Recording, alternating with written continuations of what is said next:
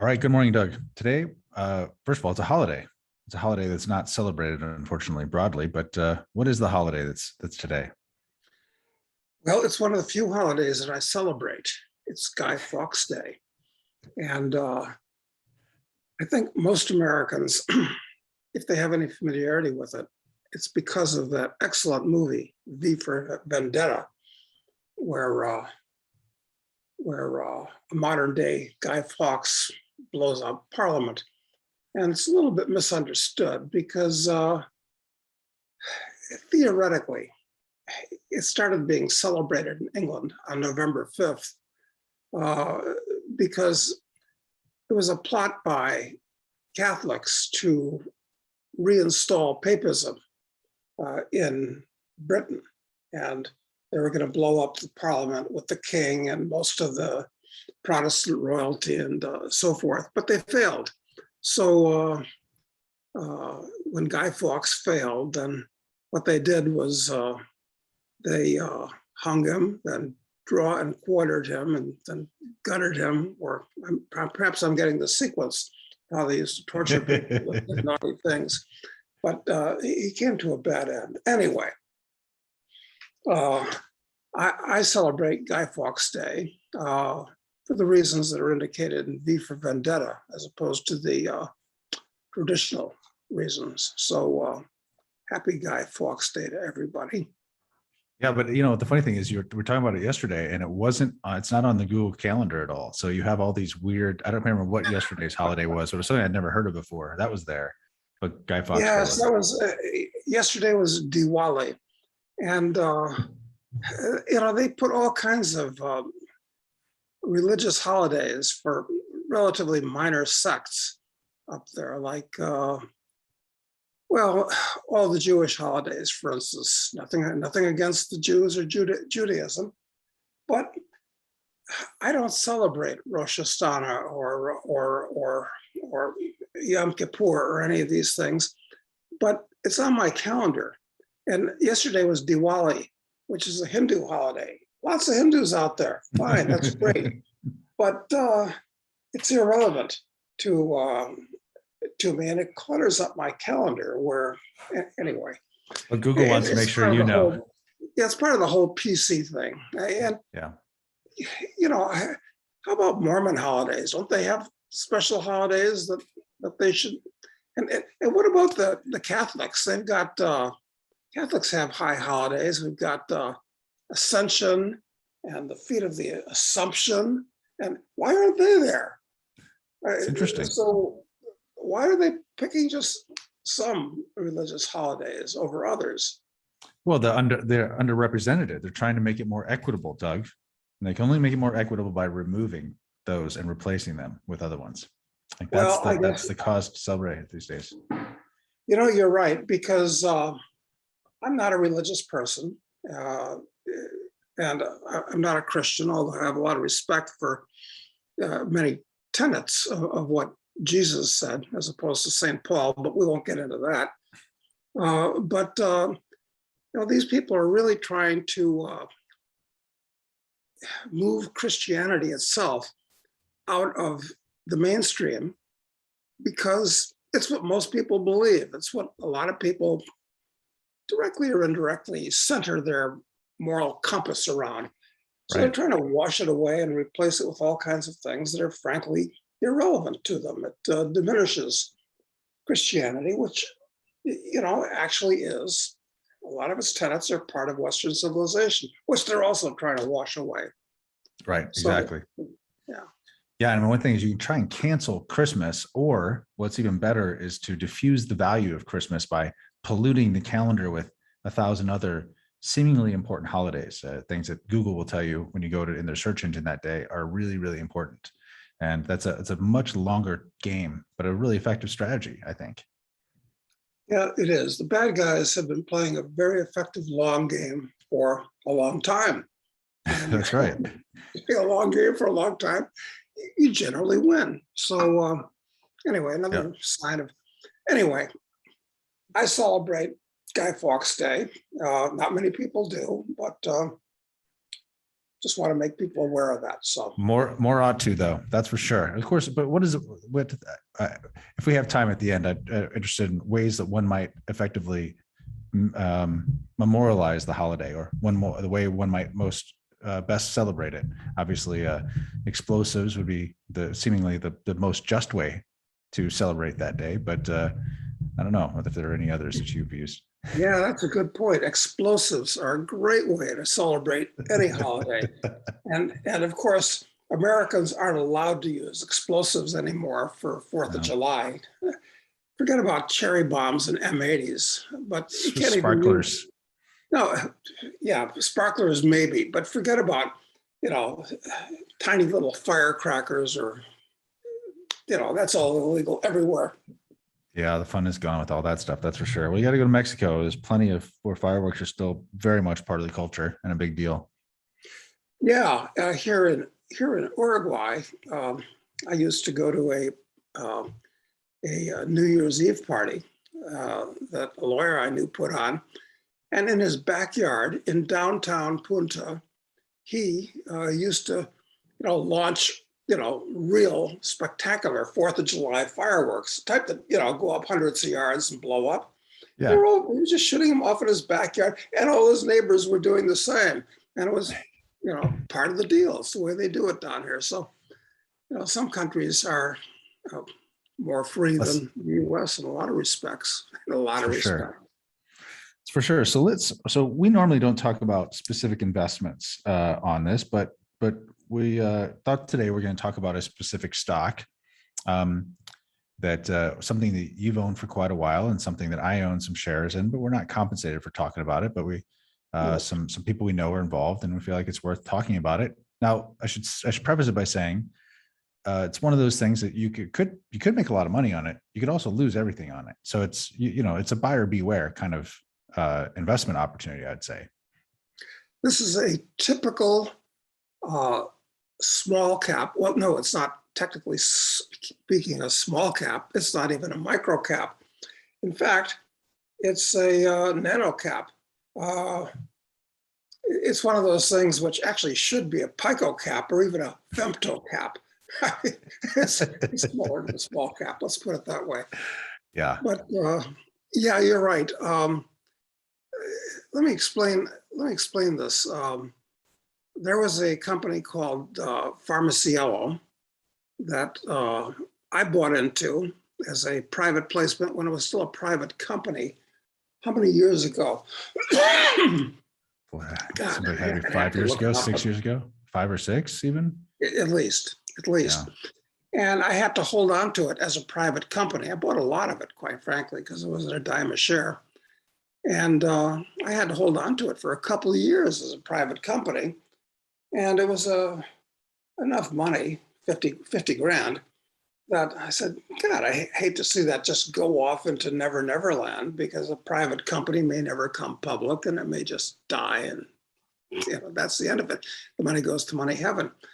But the promoter that got me into it, a guy I've known for many years, actually, named Tony Weil, did bring it public. Turned out it was a cannabis deal in Colombia.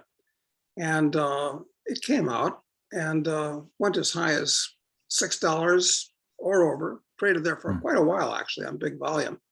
So it was a story with a happy ending for me, no question about it. So when Tony put together another shell a couple of years ago, something like that,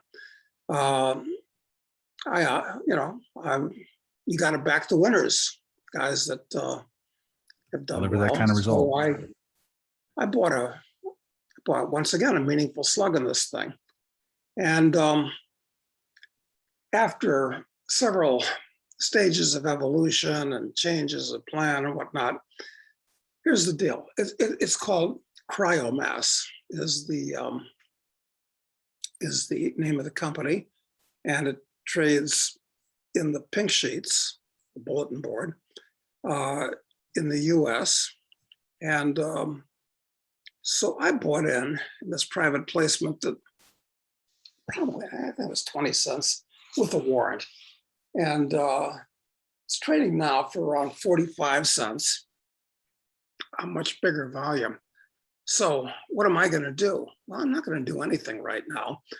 And I've been trying to figure out in my own mind, and we both have, whether we should mention, stock deals like this, because this isn't a paid letter. And when you mention stocks to people, I'll tell you the way it works. If it goes up, the guy that buys it is a genius. If it goes down, you're an idiot. So yes, no win. You almost can't win. Yeah.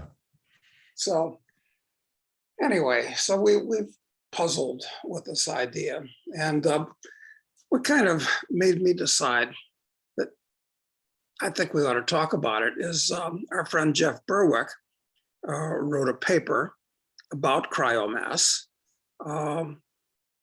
telling a story and why it could be a hot stock. Yep. Maybe soon.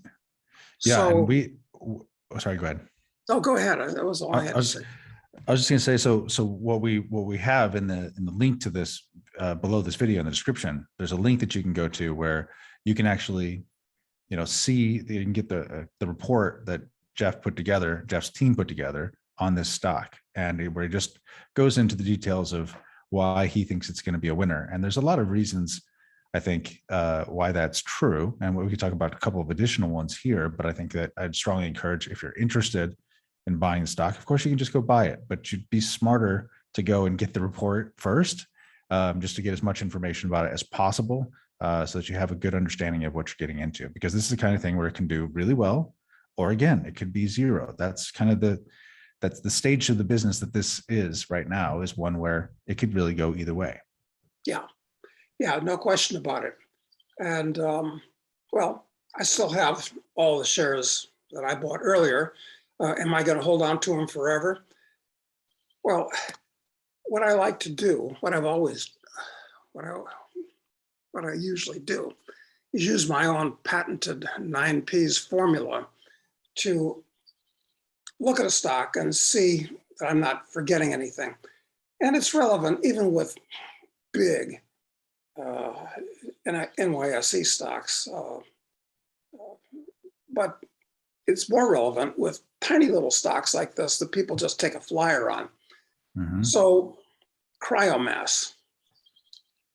First thing I look at with all these things is the people involved in it. Okay, that's counts for more than all the other things together. Good people make for good business. Bad people make for bad business, certainly ultimately. So who are the people involved in this? Well, Tony Weil has had some unsuccessful deals, but more successful than not, and the last one was spectacularly successful, in the same space, the pot space, which is where this is. That's good. What's Tony worth? I don't know. Tony's probably worth a couple $100 million at this point. Yeah. And when I first got interested in the company, I called the president of the company, or the guy that's going to actually be running the company. And we had about an hour conversation. And often when you talk to small cap or mini cap, nano cap company guys that are running it, I mean, they're not the sharpest tools in the box. But I talked to Christian Noel for about an hour, and I got really straight answers to hard questions I asked him. And there were good answers. And good thing about Christian is he's worth $100 million too. So it's not like he needs the money. Neither one of these guys need the money. And I like to have guys with deep pockets that are backing a company and running it. So that's a good reason to look at this 45-cent stock. Okay. Right. So that's the people. The second one in your 9 Ps is property. And that usually applies to like mining properties and things like that, doesn't it? So how does that apply here? Well, property in this case is a machine that they've developed that for harvesting pot greatly reduces the costs and increases the speed and also increases the quality. So it does all three of these things. It's like a really important magic machine. They think it's going to cost about $1 million a copy to make the thing. So it's a great story. Unfortunately, they don't have any of these machines. They still got to build the machines. So, you know, when you're actually doing that, anything can go wrong. The story sounds great. Great. That's why you got to read Jeff's paper to see what the story is. I'm not going to go into that. Yeah, no, and they've got the Because- patents, and they've got the patents on this technology, and essentially the technology offers lots of benefits if it, you know, they can bring these machines to market as they think they can. But it's what's interesting to me about it is I didn't understand how this worked. That if nothing else, there's a tax arbitrage situation. So like, and I don't really care about pot. I don't use pot. I'm not interested in pot. I'm generally disinterested in pot. But this idea was something that was pretty interesting to me. And that was that they get taxed on the weight of the plant they bring out of the field. So if for all and 90% of the plant is unusable, but they have to pay taxes on the full weight of the plant. But with these mobile units, these mobile machines that they have where they can essentially process it, they on site, they end up taking out, something like 10% of the plant material. So that cuts the tax costs, which are a huge cost associated with this whole business, down maybe by 90%. I mean, and that alone justifies the cost of the technology, the cost of machine. It's like that kind of arbitrage situation that's just there only because of a government, involvement in something. I think those, when you can find them, are huge opportunities. I mean, it kind of gets to the carbon thing we've been talking about for the last few weeks as well. While that's a big opportunity because of the stupid government rules, same here. Exactly. Yeah, no, it makes all the sense in the world. Now, there are many a slip between cup and lip. I mean, they've got to produce these things and then they got to market them and anything can go wrong. Okay. And they're planning on basically leasing the machines for a continuing income machine or renting them. The tolling, I think is what they call it. Yes, exactly. Yeah. Anyway, story, assuming they can deliver, and because of the money and back and the people, they can probably deliver, but it's dangerous. Then the financing, you look at the balance sheet, number 3 is financing, spelled with a PH. It's got like 110 million shares out, but this is not a stock that would attract Benjamin Graham. It's if you look at the balance sheet, it's sketchy. There's, they need money. They're going to raise money. So I think they can do it. There's no question in my mind that they can do it. But right now, it's not a Graham Dodd stock, as we'd say. So another thing to consider. Number 4. Fourth P is paper. Yeah, and this one always confuses me, actually. Can you explain what you mean by it? This is the amount of shares there are and what the deal terms are around those shares? Is that? Yeah, exactly. How many shares are out? And who owns those shares? And what are they planning on doing with the shares? And other papers, how many warrants and options are out that are in the money and can be exercised, diluting, bringing in cash, of course, but diluting the market share price. So as best as we can determine, there's about 105 or 110 million, I forget, shares out on this stock, and about another 50 million warrants and options. Okay, so what's that mean? It's got a market cap of about 50 million US dollars. Is that a lot or a little for something with a patent and a hope and a dream? Well, if they can make this work, and they're planning on making it work right away, I mean, they're doing things right now. This thing could earn tens of millions per year. So not a high market cap. I mean, in today's market anyway, the market cap's almost meaningless. People don't even look at these things when they buy it. So it doesn't scare me too much, except anyway, that's what that's about. And number 5 is the promotion. these guys are going to have to raise money. And the way you do that is tell the story. And the story is it can really be spun. It can be an exciting story, a great story, kind of story on a cheap stock. People will run out and buy it.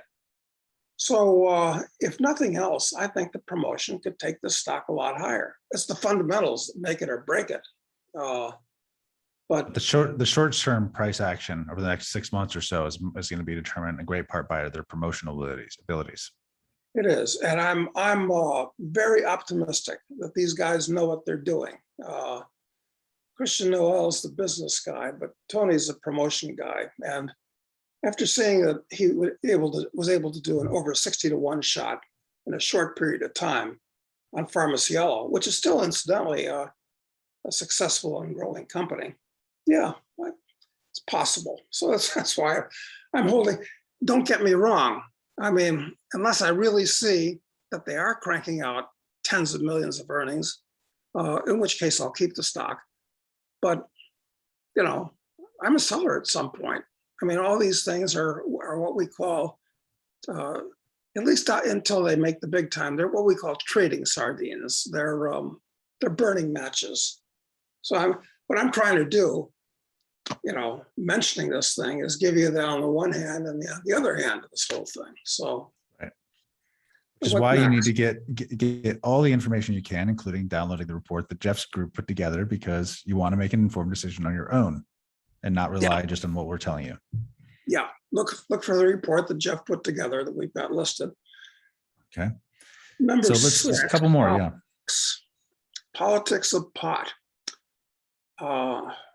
I think pot is going to be legalized on a national basis for lots of reasons. I mean, first of all, it should never have been illegal.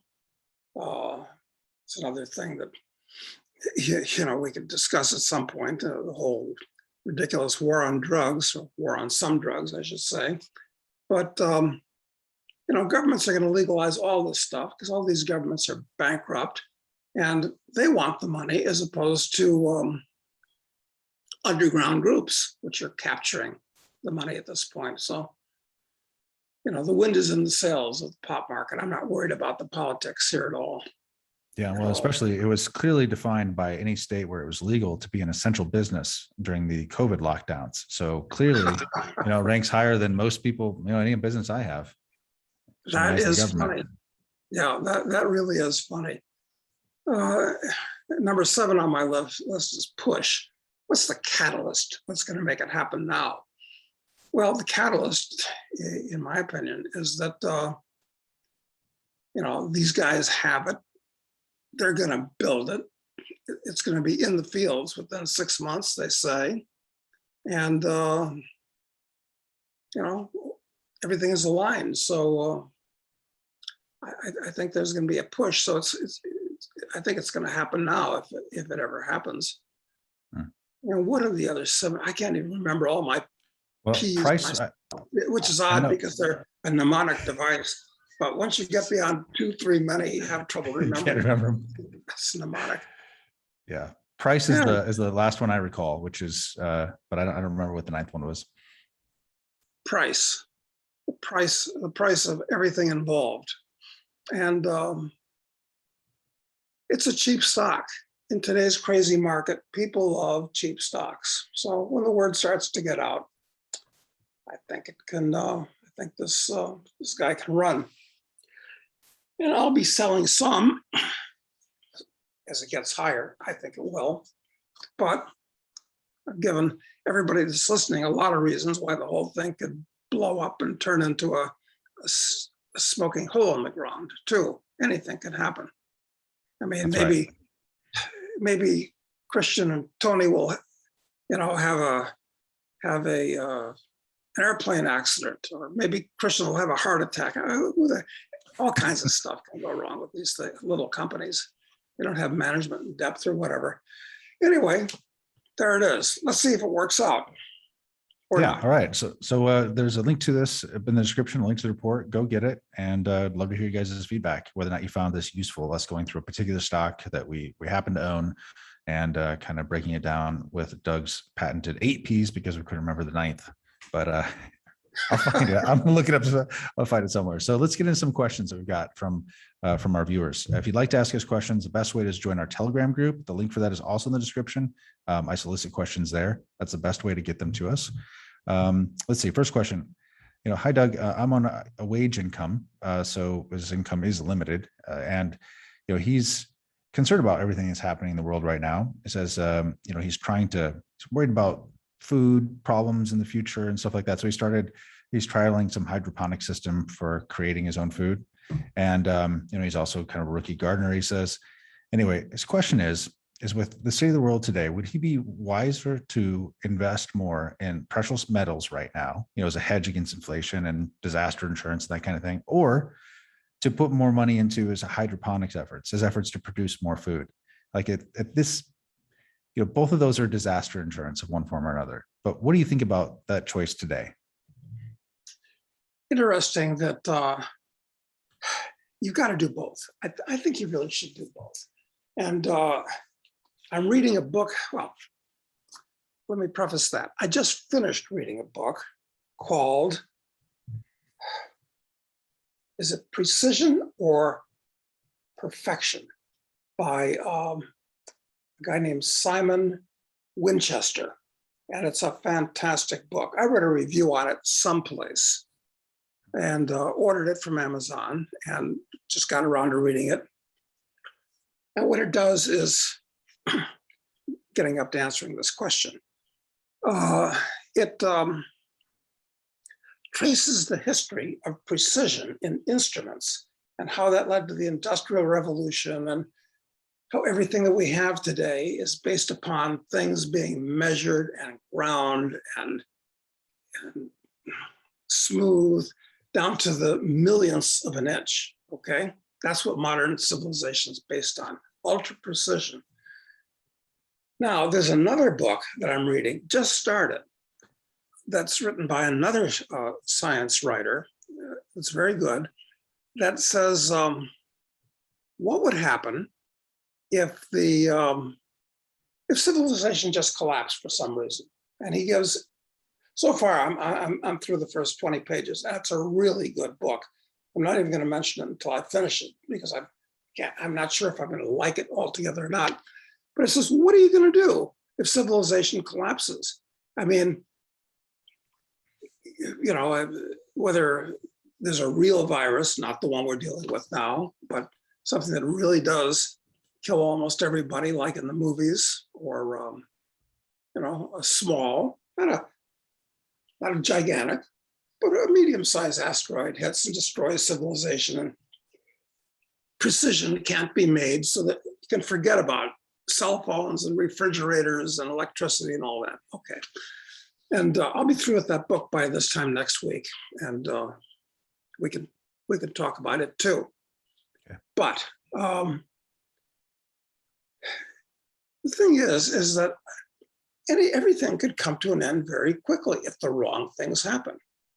So the answer to the question is, I think it's really smart learning how to do hydroponics, and really smart to learn how to actually grow chickens on your couple acres of land, and really smart to know how to grow carrots and tomatoes and cabbages and God knows what. So this isn't an either or question, it's both. So Doug, does it surprise you that you're saying this? Would you think, if I would ask you this 10 years ago, do you think you would have answered this in the same way? Well, the so-called prepper movement has been around for, at least as far as I know, when I first became aware of it, starting in the 70s. And maybe it started in the 70s, in the late 60s, because there were the hippies that wanted to get back to the land, okay? Yeah. That was new. I mean, listen, before World War II, everybody was on the land. Everybody was a farm boy. I mean, get the hell off the land. Usual. So nobody wanted to get back to the land. They wanted to get the hell away from the land, quite frankly. Yeah. So, and they knew how to do stuff. But then the hippies in the 60s and early 70s said, let's get back to the land. Okay. And of course, there were all these riots and bombings and stuff like that. They said, gee, maybe maybe we can destroy civilization and we'll have to get back to the land. Forget about wanting to get back to the land. But now I think it's much, much more serious from a lot of points of view. The world is much more urbanized, much more centralized, much more reliant on technology. Governments are much more powerful and they're more malignant than ever. So yeah, I think about it. Anything could happen. And after you collapse beyond a certain level, as this seems like an excellent book that I'm reading now, not the first one I mentioned, but the one I'm reading now. Yeah, anything can happen. I mean, as a solipsist, I've always been a believer in anything can happen. Yeah. Well, and if you weren't before the last couple of years, you probably are now. I mean, I think everybody's point of view about what's possible in the world has to have changed in the last couple of years because it's just been so extreme. Yeah, So, unless you're a crazy liberal that, listens to Rachel Carson and Rachel Maddow. You're Rachel conflating Maddow, Tucker right? Carlson. Conflating her with Tucker Carlson. That's funny. Yeah, two people at opposite ends of the spectrum here. And Okay. I usually enjoy listening to Tucker. Not always, but I usually do. Almost always agree with them. Kind of. So anyway. someone recently watched something you said is your favorite movie, The Wild Bunch, and they wanted to know what is it about that movie you love so much? Well, it is perfect Aristotelian drama from my point of view. And it was the movie that made Sam Peckinpah famous, the director. And Sam Peckinpah was Quentin Tarantino before Quentin Tarantino was alive, almost. Yeah.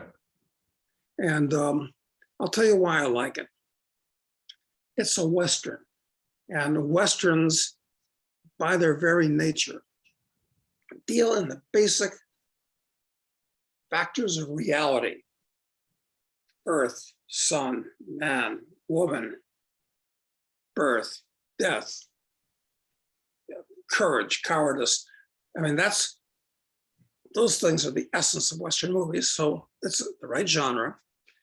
But The Wild Bunch is unique in that it's perfect Aristotelian drama. It has a beginning, and the beginning is perfect of that movie. Absolutely perfect. It presages the rest of the movie. It has an end, very definite end, joined by a plot line, which is important. It's not just, random stuff, which can be interesting, but Yeah. With a climax, which is to say the bad guys face off with the not so bad guys, followed by a catharsis where one side triumphs. So I think it's a perfect drama, and the stars in it are great too. All the stars in it are great, but is it William Holden's best movie? Yeah, I think it probably is. And Ernest Borgnine is great in that movie too.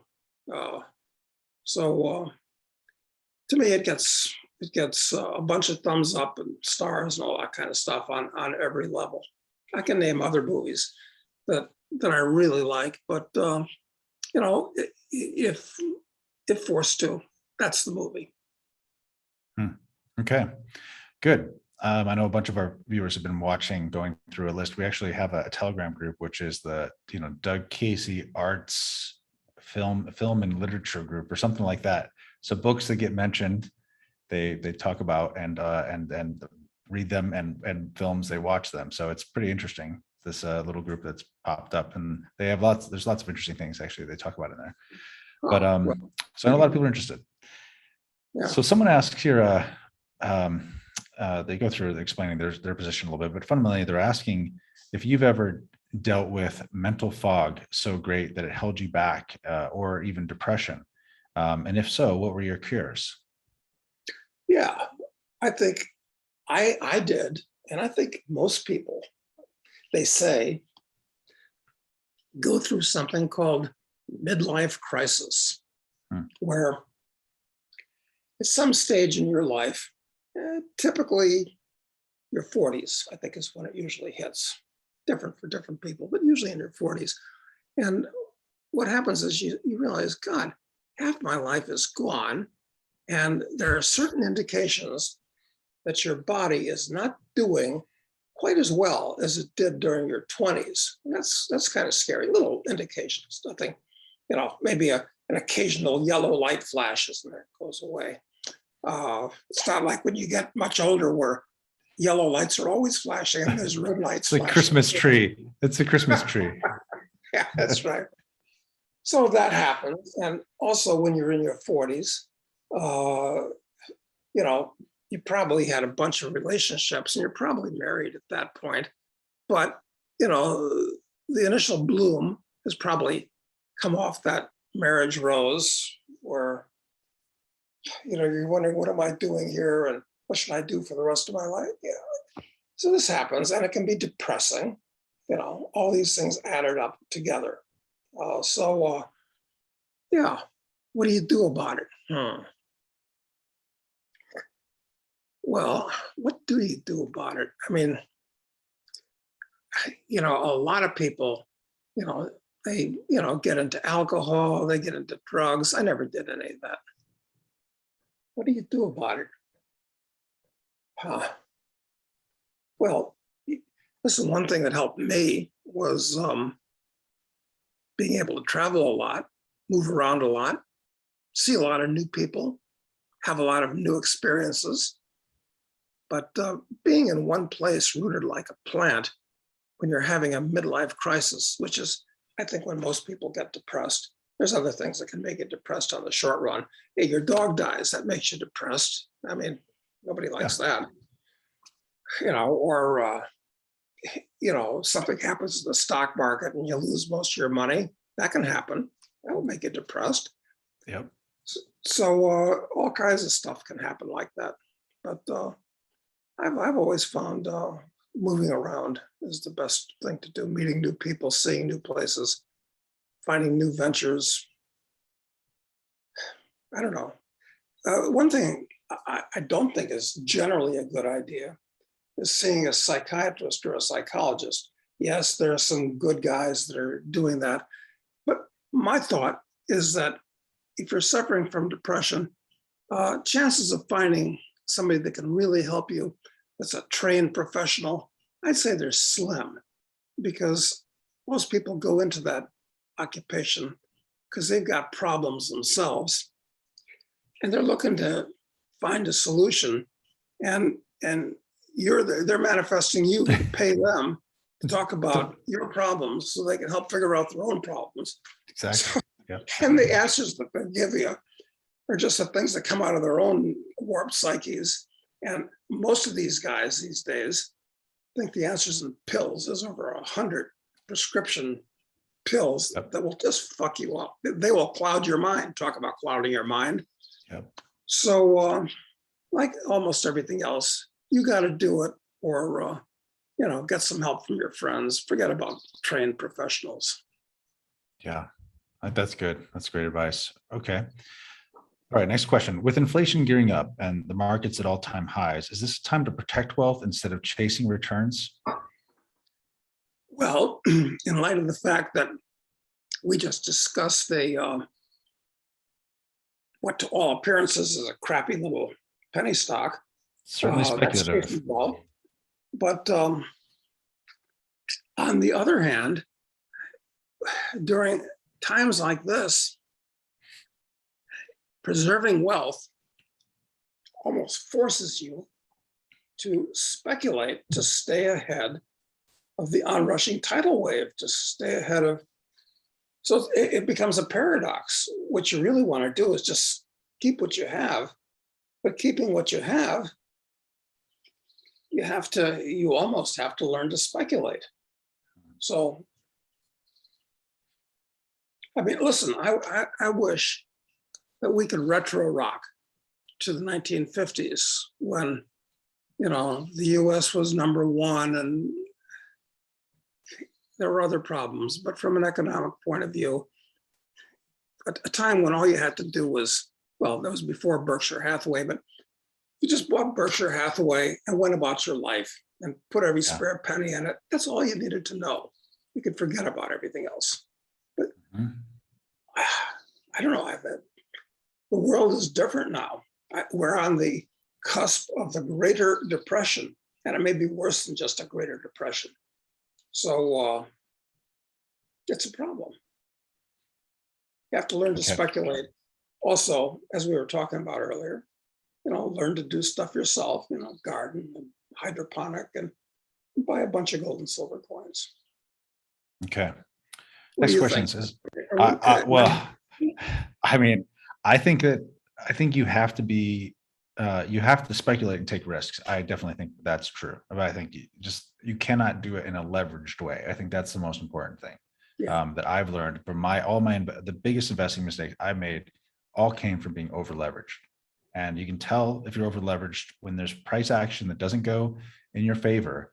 If it makes you feel sick to your stomach, or if you can't sleep at night, then you're over leveraged. You're over allocated or you're over leveraged. And I think that you have to be able to, in an environment where where speculation is a big part of your portfolio, you have to be able to have the stomach to make it through it. Otherwise, you'll sell it exactly the wrong time.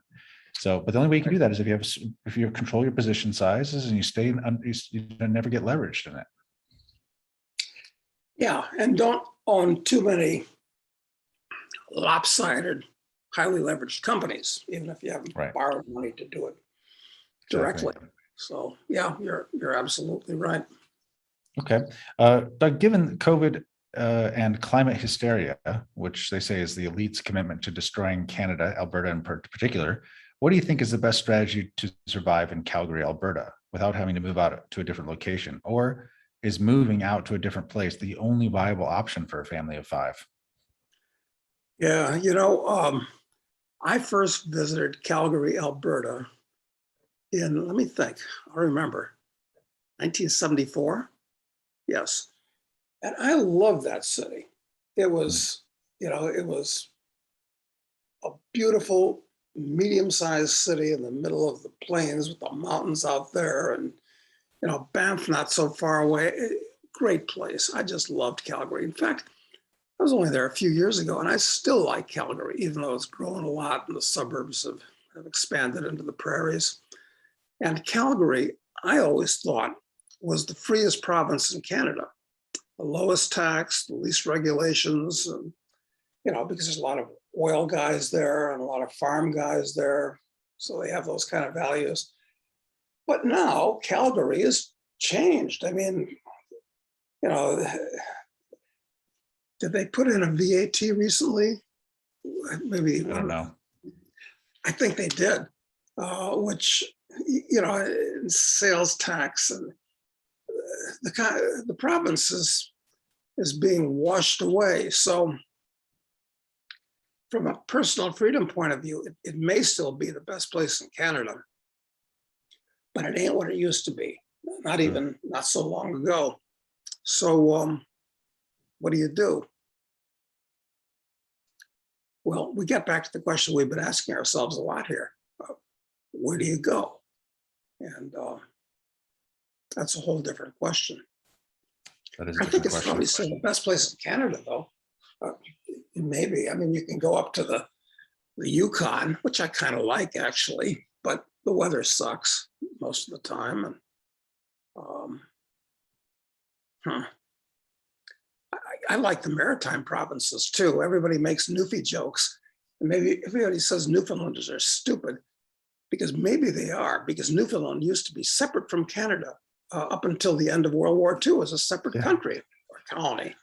And then they merged with Canada. That was stupid. So maybe the Newfies deserve all those jokes about them, but I like the Maritimes. Gee, I don't know what you do about Canada. It's definitely going the wrong direction.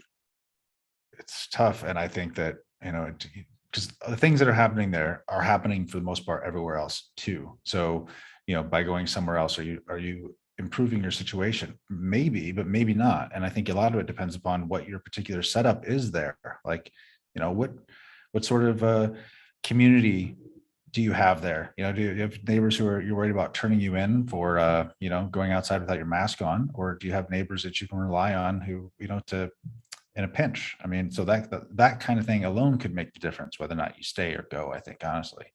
Yeah. That's one Yeah. particular And setup. are you, how rural or how urban are you there? Exactly. If you're urban, then I mean, I think you got to change that. I think that writing is on the wall wherever you are. Yeah, pretty much. Yeah. Okay. All right. So next one is from someone in Estonia. It says, Doug, what do you think the main fourth turning event will be? Will it be another transnational war or many, individual civil wars? Yeah, I mean, he's referring to the book, The Fourth Turning by Neil Howe. He talks about this generational cycles, and he has one major event, a main event of it. And it was World War II last time around. So I guess he's asking, do you think that's what it'll be again, another war or something else? Well, that phrase, black swan, people use it all the time now. But if it's a real black swan, you don't even know it exists. So you can't predict it at all. So, I mean, I can think of all kinds of things that can go wrong, like a crypto war with China, or I should say a cyber war, or a bio war with China, and or not even necessarily with China, but could be with a powerful underground group like that Japanese group some years ago that set off sarin in the subways. Shariki, I think it was called. Yep. Mm-hmm. Well financed, well organized. They can conduct their own cyber and bio war against the world, and it would work. So all kinds of stuff that can go wrong. So what will be the fourth turning centerpiece, if you would? Kind of unpredictable. It seems if you're trying to, maybe it's this the turning on of the social credit system, the vax passport kind of thing. That doesn't have to necessarily be a major event of transnational powers, but it could just be a source of deep societal division and conflict and suppression, which you could get from just by that thing going active, which it's already very much being tested out and has been rolled out in China, and we see it elsewhere. I mean, from Singapore to Lithuania. Yeah. So it's going everywhere. And that combined with a completely nationalized digital currency where your bank account is with the central bank, you will genuinely own nothing, and you better be happy, or they might punished. I mean, this is actually dysfunctional sci-fi that's happening right before our very eyes. Amazing. Maybe our only hope is the singularity happens so quickly that all this becomes irrelevant. Maybe that's the answer. I don't know. Yeah, or maybe we need a really giant solar flare to stop it. I mean, maybe it comes in as a savior, believe it or not. Yeah, this is going to be fascinating to watch. I'm just glad I'm watching it from kind of a more or less undisclosed safe location. Yep, exactly. All right, let's see. Next question here is, Doug, it said that love is what happens to men and women who don't know each other. How come so many people pick the wrong person to marry? Well, to start with, marriage is an economic institution. I mean, it's been around in one form or another basically since day one, because your genes want you to reproduce. And your genes don't care if you're happy or they don't care about any of that. They don't give a damn about you. No, they don't. No. So, of course, the odds are tremendous you're going to pick the wrong woman, because as long as she looks mateable and looks like she'll take care of the kids and all that, doesn't mean you're going to be happy at all. And Mm. it actually takes with humans decades to develop wisdom. I've had lots of relationships with women in the past over the years, and some of them really seemed like a good idea at the time. As I think back about it, it wouldn't have been a very good idea at all if it had lasted more than a while. Yeah. So yeah, I, since it's no longer very important that you reproduce, well, unless it's what you want to do, want to have a family with all that goes with it, good and bad, I think you're wiser to hold off mating and reproducing on a serious level until you're at least in your mid 30s or or really over 40. As a man, you can do that, but as a woman, obviously you can't do that. Yeah, I mean, you shouldn't. It's that riskier. it's riskier. That biological clock starts really ticking after you pass the big 3-0, certainly. Yeah. Yeah, Yeah. Cosmic problem, isn't it? it is. But and this is one of the usual areas of disagreement between the two of us. I, as someone who has made the decision to have kids and have kids, feel like no, you should definitely have kids, and that might just be my own justification of my own choices. But I think people are really missing out if they don't have kids. I think they're really missing out on something, a deeper meaning in life that is actually, I mean, those like you think of these periods of you talked about midlife crisis and depression that can come from that.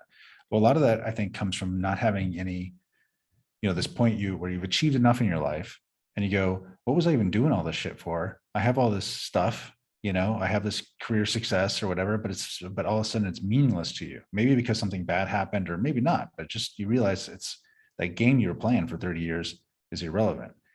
And I think that within that context, having kids makes you see that there's actually something there's a continuum that goes beyond, your own personal ambitions for career or something like that really is way more important to you than, than earning more money might be or something like that.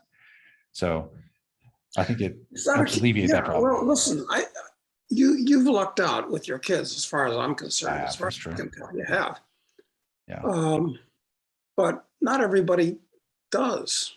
And a lot of people wind up hating their kids and their kids hate them. I mean, I can give you examples.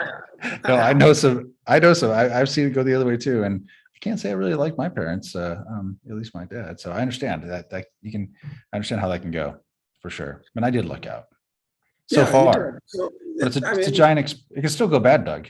There's plenty of time. yeah, that's absolutely right.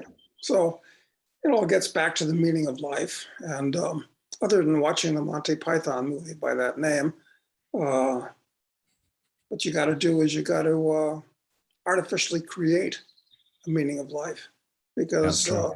in and of itself, uh, looking at the age of the universe and the size of the universe, and I'm not sure there is any meaning of life other than what No, you artificially inject. I think that's right. I think you have to create it. You have to create it, artificially inject. So, Yeah. all right. So, question here. Someone says, a guy from New Zealand says, you guys are rightfully pushing for folks to be less dependent on others and more self-sufficient, like talking about the guy about the hydroponic stuff.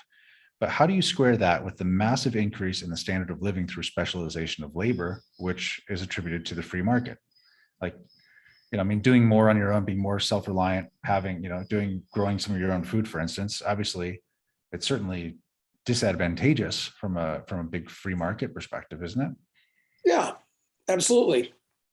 And other than for, personal hobby or, just personal interest to learn how to do stuff, makes no sense at all. So, but, you know, governments are doing their best to destroy free markets everywhere and actually destroy the basis of civilization. It's absolutely perverse. So, yeah, it's a contradiction. It's a paradox, but that's what you got to do. Right. And hopefully everything will, get better. Right. Things have always gotten better over time. Hopefully that trend will continue after this little glitch. Hey, the world survived, I mean, the worst period. Here's an interesting factet for you. Herman Kahn pointed this out in one of his books. He said, in the worst period, in one of the worst periods, there have been a bunch of others, in modern world history, was a period from 1929 to 1946. You had the Depression, you had a bunch of little wars, you had World War II. I mean, it was horrible.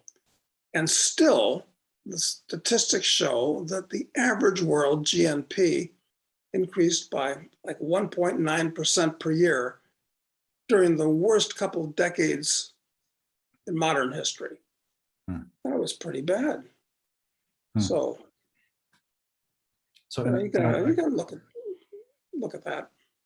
Well, I think in a world where free markets can effectively function, then you want that. You want to really maximize that specialization of labor outside of personal interests. But I think the point you made about, that governments are actively trying to destroy the free markets. And when that happens, you need to be more reliant on your own abilities or things outside of that free market system, because that free market system fails to exist. I mean, they're right now, if you want to buy certain things in certain countries, right now, you just can't get them. They're just not available, not virtually at any price. And why is that? Well, just a bunch of policy errors by governments that have totally destroyed they're crushing the free market system right now when it comes to supply chains. So that can happen on a bigger scale. And I mean, we see right now what they talk about with food. I was reading a bunch of articles today just talking about the shortage in fertilizer. That they're really worried about a shortage of fertilizer for the next planting season. And if that isn't there, then the yields are going to be way under what the world needs. So, I mean, these things, and this is all because of government dickering in the system that's caused these problems. That's right. Here's another fun factet. It's that talking about how much fertilizer is needed per bushel of corn. Bushel of corn right now goes for about, $5.75 or something like that. It takes about a quarter pound of fertilizer, phosphorus and nitrogen per bushel to grow that corn. That's actually quite a bit when you're talking about thousands of acres. Yeah, I had no idea. Well, I didn't either. I was researching it because I'm long corn right now, for what it's worth, and or short puts to be more exact. And so I was reading some fundamental research on growing corn on an industrial scale, which is what we do. And that's about what it works out to.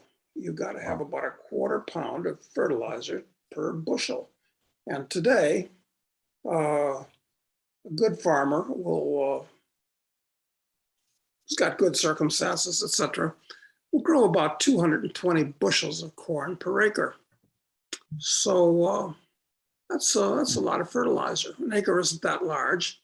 That's about 50 pounds, 60 pounds of fertilizer per acre. And maybe am I just talking, is that nitrogen and phosphorus or both? Maybe it's a quarter pound. Gotta check it out. A 50-pound bag of fertilizer it's pretty big and pretty expensive. And an acre really isn't that much ground. So anyway. That's shocking. That's shocking, actually. It is shocking. And this has got to be financed in advance. Thank you very much. I mean, these fertilizer companies don't want to work for free. And farming is an incredibly complex business. Right. And most of the basically the inputs for fertilizer are gas or coal, right? Isn't that the two? It's some. Yeah, natural gas is where we get nitrogen, basically, which is one major thing, and the other major thing that you need is phosphate. So those are the two big fertilizer components. But you need sulfur and you need other things. So. And of course, it used to be that, people that ran a Joel Salatin kind of farm would have cows that created manure, and then you save the manure and you spread it, and that covers the nitrogen and a whole bunch of other things. You know, the way he do it, you got cows, you move them here, and the next day you move the chickens over the place where the cows were, and Yep. it's double fertilizer. That stuff isn't done anymore. Now it's just a question of buying giant amounts of chemicals and dumping them on the field. And it works, but on the other hand, does it really work? Because when you put all this fertilizer, which are kind of caustic chemicals, in addition to lots of pesticides on a field, what happens to the bacteria in the soil? And what happens to the worms in the soil? Well, a lot of them just get killed. And planning for the long term, that's not a good thing. So, Well, sounds incredibly fragile too, because the supply chain components to get the fertilizer to an Iowa farm sound like they're pretty outrageously complicated just to get the fertilizer there. yeah, forget about the $1 million combine that you're waiting on ships for, or that the UAW workers and for John Deere workers are on strike for right now to get repairs done to. You know what I mean? It's like, yeah, I think we're in for some trouble. Yeah, anything can go wrong. I wish things weren't as fragile as they are, but that evil moron Klaus Schwab, he's not a moron, he's obviously very smart. He's right. There's all these people are looking for a great reset out there, and by God, they're going to make it happen. I think it happened anyway. I think it's going to happen anyway. Yeah. But within this, I think there are some big opportunities that can come out of it. And I think that's the positive part. Like these things breaking is going to create enormous opportunity for people. Enormous opportunity. If you're aware of it, you don't get crushed by it, and you have the wherewithal to try and jump in and solve the problems that are created by it. I think it could be, as an entrepreneur, there's lots of opportunities that seem like could be presented here. So yeah, it'll keep you busy enough that you're not going to have time to worry about being depressed. Right, exactly. So, okay. Look at the bright. I always look at the bright side. So, hi, Doug. How do I flee the US without taking that medicine in my arm? I've already had the virus. I've seen people suffer from the thing in your arm, and I don't want it. I have money to live abroad, and I actually have a sister-in-law who lives in Uruguay. She lives right in Montevideo. So how do you get out of the US? There's lots of ways you can get out of the US still. I mean, you don't need to be vaccinated to leave the US. No. I mean, well, look at us. I mean, yeah, we left and we're here. Yeah. So I just think if you're serious about this, all you have to do is start digging into it. You'll see there's lots of opportunities still available to you. These might be ending soon, though. I think things are getting more and more difficult. So just if you're seriously interested in relocating, do it sooner rather than later. Yeah, I think that's smart. This is one of these. I'm not a big believer in safety per se. Safety is greatly overrated. But on the other hand, and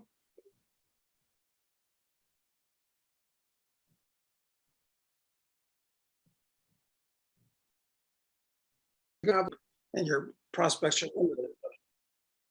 Yeah. Sorry, Doug, you froze it for a second. So I paused it, but I restarted, so we're good. Okay. All right. So let's see. Next question is, at what point do you give up on looking for the perfect free place to hunker down and just start prepping for the hard times ahead? Because countries are falling like dominoes to the vax pass. Yeah. Yeah. It's a real good question. What if you were in Germany in 1938, what would you do? Well, most people didn't do anything, quite frankly. Yeah. I mean, like 99% of Germans stayed right where they were. Not a good idea. I think you got to get out of the way of the tsunami. You just got to you don't want to get crushed by it. You have lots of options if you can just avoid getting crushed by it. Yeah. Okay, so let's see. And I talking about 1938 in Germany, I have told that story here about the guy that saw the tsunami oncoming, and he goes to a place that surely here they will not find me, and he winds up on Guadalcanal in the Solomons. So how do you know? Yeah. well, Murphy's Law does exist, so it's going to happen at some point or to somebody. But I mean, we know somebody who left New Zealand and went to Singapore, and basically when I spoke with him when he was in Singapore, he said, "Yeah, I can't go to the grocery store anymore. I can't go anywhere now." And they left New Zealand because they were worried about what's happening in New Zealand. They went to Singapore, so that's. So it happens. Okay, Doug, do you believe that Donald Trump will be reinstated as president, as it's so obvious to anyone with one brain cell that the other side cheated to get him out of office? Also, what would this mean for America? Well, I agree that the other side cheated. I mean, that seems obvious to me, and seems like a lot of people are very unhappy with what's his name? Biden? Biden, right? So is Trump going to be the? I think that for a number of reasons, I think DeSantis is going to be the Republican candidate, and I don't think Biden's still going to be in office by the time 2024 comes around, or probably before then. So that means that Kamala will be the president, unless she's replaced too. So I don't know. It's potential chaos. If I was the Democrats, knowing the kind of people they are, what they need is a real Reichstag fire, something like what they tried to turn January 6th into, but much bigger. I mean, that was a nothing. It was a little nothing riot by a few angry people. It's just crazy. But they need a real Reichstag fire that they can blow up into something big, and then declare a state of emergency, and anything can happen. But I don't think Trump is going to be a candidate. No, and I don't think so either. But it's quite possible there won't be another national election. I mean, that could happen, right? You could have some good excuse for not even having it. I mean, that's what Democrats were saying. They were worried about that when with the pandemic, when it started. They were worried that he was going to delay the election, that he was going to invoke some special executive powers or whatever because of a national emergency. So people were talking about that last time around. And if there's any kind of crisis, they could probably, ginned up or not, there might not be another election. That might be over. I don't know. It's probably an exaggeration, but it's possible. It's quite possible. And it's also quite possible that the Democratic Party will split in two or more, and the Republican Party will split in two or more. I mean, there's all kinds of permutations here that are entirely possible. Okay. Next question. Just have a couple more here. So they said they've noticed a recent slide in the wording being pushed by the regime and its sympathizers, whereas before they used the term inequality, now they use the term inequity. This is a subtle difference, probably unnoticed by the average American, but it's a very important distinction. It boils down to proclaiming support for equality of opportunity versus equality of outcome. Let's see, it says, now that the regime is outwardly supporting equality of outcome, what effect do you think that'll have going forward? A very bad effect. And since people that believe in that have control of the apparatus of the state, they're working double time, overtime to try to make America conform to their beliefs. So yeah, that's a very good thing. And of course, it's all part of the general corruption of language itself. I mean, just earlier today, I was talking with somebody about, he called something a factoid. I said, no, it's not a factoid. Where did this word originate?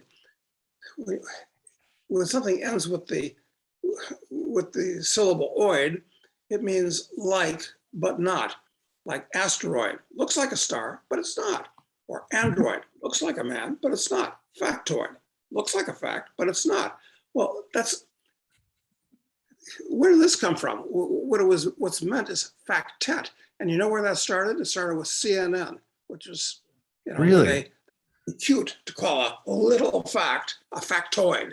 And now nobody notices, nobody cares. So this is what happens to the language, and you corrupt the language, like George Orwell pointed out so accurately in 1984, where they were constantly double speak, and Ministry of Truth is the Ministry of Lies, and nobody knows the difference, and critical thinking goes out the window.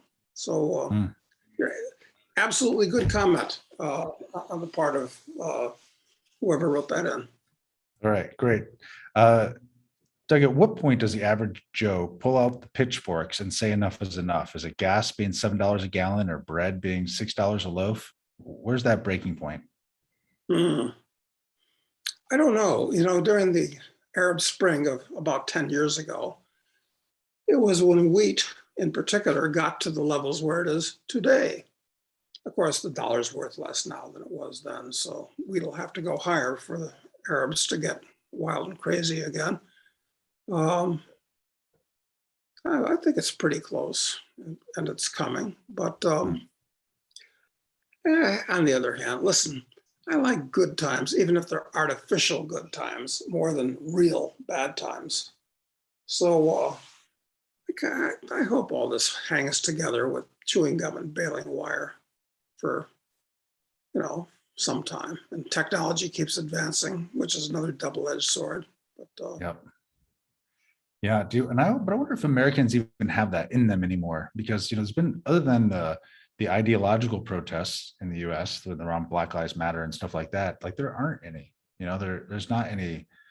I don't even call them Americans anymore. I call them United Statesers. Yeah, that's true. That's a good way of putting it. Get my language right. Yeah, I gotta have the language right. Okay. Well, good. Well, I think that's it for today, Doug. I think that's basically all the questions that we had. So I think we'll just leave it there, and then we'll be back next week. And I don't know, one of the things we're trying to do is trying to get Joel Salatin to join us for a call at some point, because I think some of his